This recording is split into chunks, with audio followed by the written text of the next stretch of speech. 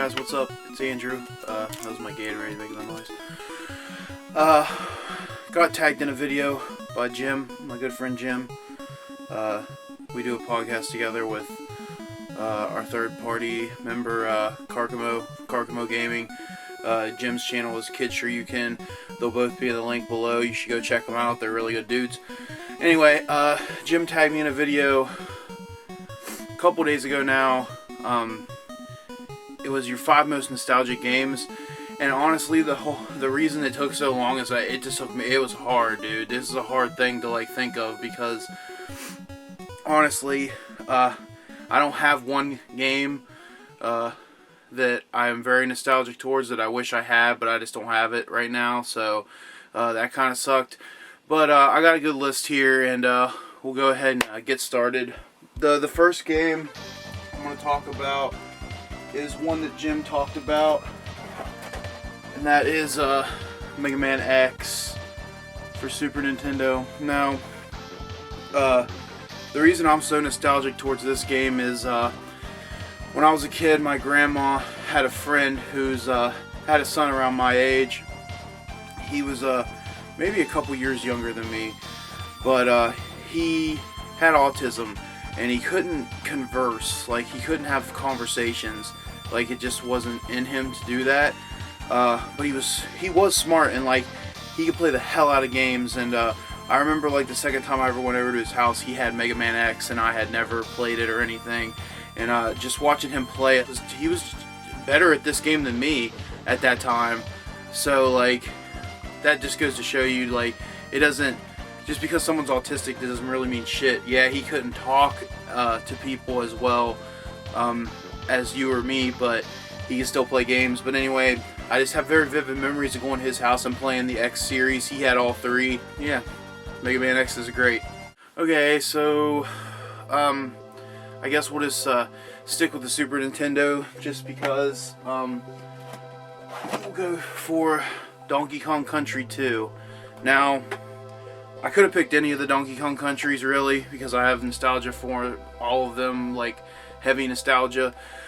But I picked 2 because I want to say 4th grade, or maybe 3rd. I think it was 4th grade. I had friends that were there was a couple of us that were just very into these Donkey Kong Country games, and I remember my one friend in particular, his mom would have to go to work before he catch the bus, so when we had 2-hour delays, she'd drop him off at my house and we'd hang out for a couple hours and then go to school. What was awesome about that is we would play Donkey Kong Country for 2 hours, and there was even days where we got to this place where we were hadn't been before. So we would pause my Super Nintendo, go to school all day, and I would come home and beat the level. Leave my Super Nintendo on all day. And it still works. I still have it right over here. It's the same Super Nintendo, still works. But yeah, Donkey Kong Country 2, lots and lots of nostalgia. When I play this game, or just hear the music from it, I get that warm sensation you get when you have a rush of nostalgia, and sorry, I couldn't suggest to you more to play this if you haven't. The Donkey Kong Country series is awesome and relatively cheap. Alright, switch over to the NES, and I gotta grab it out of my...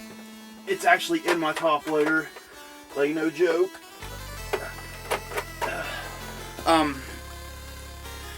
Jim had Castlevania 4 in his video, and I love Castlevania 4. It has one of my favorite game intros ever. It's awesome, but I get way more of a nostalgic feeling playing Dracula's Curse, Castlevania 3, than I do that game, because this was one of those games where it was a rare occasion that my mom was just let's go to Sears, do you want a game? And it's yeah.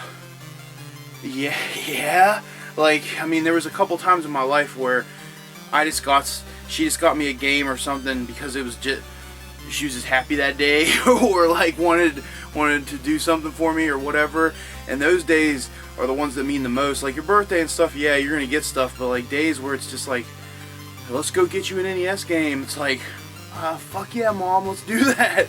But this game, okay, the intro to Castlevania 3 is like gives me chills, but in a good way, if that makes any sense. Like it's like chills, but it's like it feels good. I don't know. Just the way that it starts, and there was like it's like it's old film. Like there's film strips on both sides, and the music that kicks in with it, and it just starts telling you this story of being in Transylvania and like having to kill these vampires, and like everything about this game is like so good. Like this is the best Castlevania that's on the NES, hands down. I understand people love the original, and people love Simon's Quest, both great games in their own right, but this is the best one on the NES. Like no ifs, ands, or buts. This is a game I can sit down any day. I come home in a bad mood, I play this for like half an hour, and I feel awesome again. So Dracula's Curse, really awesome game, great music too. This next game is my favorite NES game out of every NES game that there ever was, and that is Ghosts and Goblins. And the most nostalgic thing about this game is the way I got it was I grew up having all older cousins. Like none of them were my own age, they were all older than me. And my one cousin in particular, he looked like something out of MTV straight up in the 90s. Like he was a badass. Every time I saw the dude, I was like, man, that guy's just the coolest shit ever. If I get to be half that cool when I grow up, I'm gonna be awesome. But anyway, one day I was at his house and he was playing this, and I, being the little weird kid I was that was obsessed with monsters, as soon as he said Ghosts and Goblins, I was just like so psyched. And you were a little knight throwing swords. Well, at the time I thought they were swords. I know they're lances, but he was just like chucking stuff at these dudes, and it was just crazy. There were zombies and demons and Frankenstein looking dudes, and you know, I mean, everything that you could think of, like monster wise, was like in this.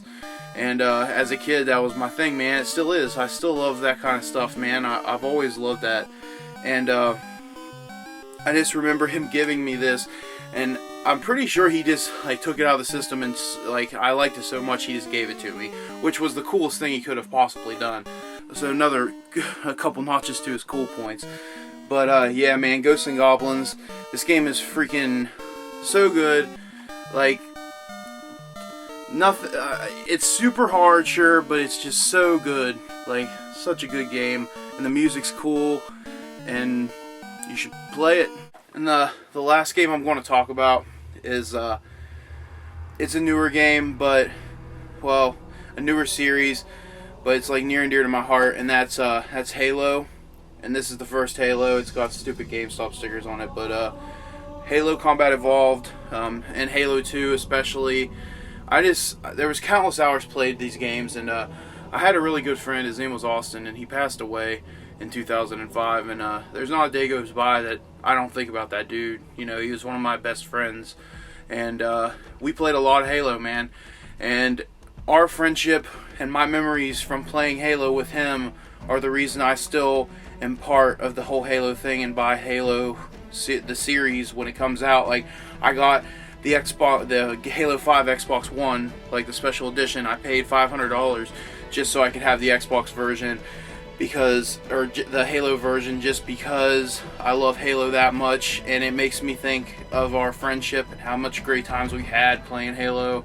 And you know, I just, it's a great memory, and it's a very nostalgic for me because, you know, I cherish those memories that I had playing with him. So it's just super awesome. I love Halo. I hate people when they talk shit on it, because yeah, it did kind of blow up first person shooter, or help them like blow up and stuff, but Halo's leaps and bounds fucking far away from Call of Duties and stuff, and it's not nearly as bad as those games. So when you talk shit on Halo, you should probably like do a little bit of research first and know something about it. But all that aside, I want to thank Jim for tagging me in the video.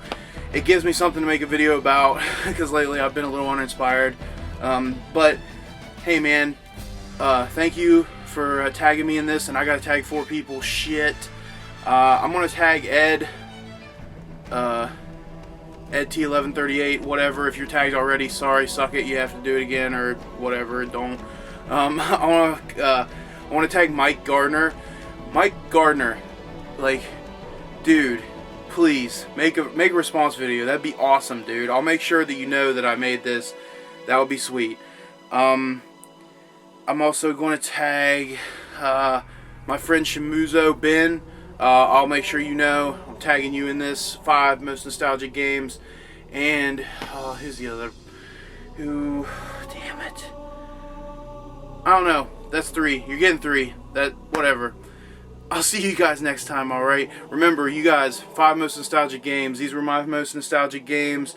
I could have made this like a 20 game video, honestly, because that's the whole reason I collect is because of nostalgia. I mean, come on. But anyway, it was fun making the video. Thanks, Jim. Check out Jim. Check out my buddy Carcamo. Check out our podcast, The Powerful Stream. And I'll see you guys later. Peace.